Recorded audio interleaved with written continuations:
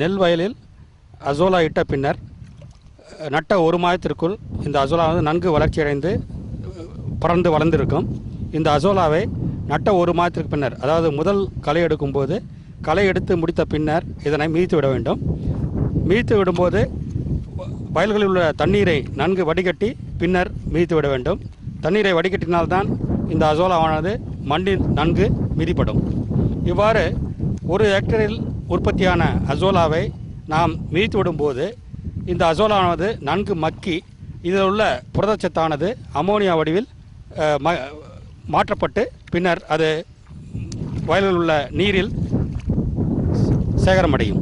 இந்த அமோனியா சத்தை நெற்பயிர்கள் பயன்படுத்தி தன்னுடைய தழைச்சத்து தேவைகளை நிவர்த்தி செய்து கொள்ளலாம். அதே சமயத்தில் நெற்பயிருக்கு தழைச்சத்து கிடைப்பதோடு இது நெற்பயிரின் வளர்ச்சியையும் விளைச்சலையும் அதிகரிக்கின்றது.